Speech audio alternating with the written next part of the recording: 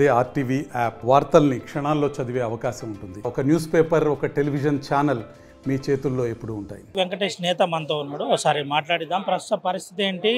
కొద్దిగా బీజేపీ అంతా జిల్లా కమిటీలు అటు కింది స్థాయి వరకు కమిటీల మీద ఫోకస్ చేసిన పరిస్థితి. మనతో పాటు వెంకటేష్ నేత ఉన్నాడు, ఒకసారి మాట్లాడుతున్నాడు. అంటే ఈరోజు భారతీయ జనతా పార్టీ భారతదేశంలోనే కాకుండా తెలంగాణ రాష్ట్రంలో ప్రత్యేకించి ఎవరైతే కష్టపడతారో, అంటే డబ్బుకు సంబంధం లేకుండా, కులానికి సంబంధం లేకుండా, మతానికి సంబంధం లేకుండా ఒక కార్యకర్త అయినప్పటికీ కష్టపడేటటువంటి మనస్తత్వం ఉంటే, కమిట్మెంట్తో పనిచేస్తే భారతీయ జనతా పార్టీలో సహజ సిద్ధంగానే పదవులు వస్తాయి అనడానికి నిదర్శనం ఈరోజు మాజీ మంచిర్యాల జిల్లా అధ్యక్షుడు, మంచిర్యాల నియోజకవర్గం నుండి పోటీ చేసి స్వల్ప మెజారిటీతో ఓడిపోయినటువంటి నిత్య శ్రామికుడు గౌరవనీయులు ఎర్రబెల్లి దయాకర్ రావు గారు, రఘునాథరావు గారు ఈరోజు రాష్ట్ర ఉపాధ్యక్షులుగా భారతీయ జనతా పార్టీ గుర్తించి వారిని నియమించినటువంటి శుభ సందర్భంలో వారికి సన్మాన కార్యక్రమాన్ని జిల్లా నాయకత్వంతో పాటు జిల్లాలో ఉన్నటువంటి ప్రతి కార్యకర్త,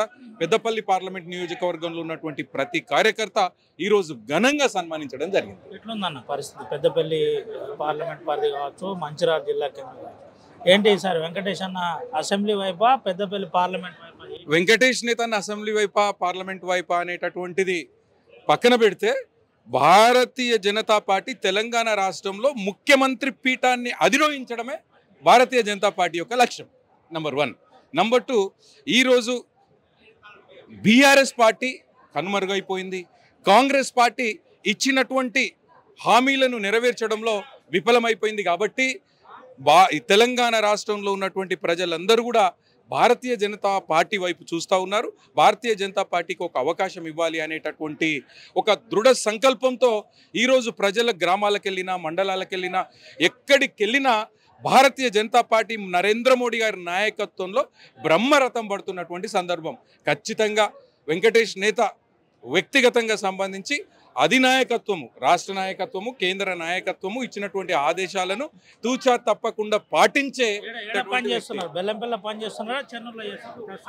ఈరోజు రాష్ట్ర బాధ్యతల్లో భాగంగా నల్గొండ తిప్పుతున్నారు, రంగారెడ్డి తిప్పుతున్నారు, భువనగిరి పంపిస్తున్నారు, ములుగు పంపిస్తున్నారు, భూపాలపల్లి పంపిస్తున్నారు, మంచిర్యాల పంపిస్తున్నారు. కాబట్టి భారతీయ జనతా పార్టీ ఏ ఆదేశాలు ఇచ్చినా ఒక కార్యకర్తగా పనిచేయడానికి సిద్ధంగా ఉన్నారు. ఇది పరిస్థితి. భారతీయ జనతా పార్టీ ఏది చెబితే అది చేయడానికి నేను సిద్ధంగా ఉన్నానని మాజీ ఎంపీ వెంకటేష్ నేత చెబుతున్న పరిస్థితి కనబడుతుంది. ఉస్మాన్తో రవినాయక్, ఆర్టీవీ, ఆదిలాబాద్. తెలుగులో న్యూస్ కి ఫాస్టెస్ట్ యాప్ ఇప్పుడు టోటల్లీ న్యూ అవతార్లో. జస్ట్ 5 seconds లో కంప్లీట్ న్యూస్, సోషల్ మీడియాలో ట్రెండ్స్ కి one stop solution, live TV app, voice search option తో ఇప్పుడే డౌన్లోడ్ చేయండి లేదా అప్డేట్ అయిపోండి. యాప్ లింక్ డిస్క్రిప్షన్ లో ఉంది.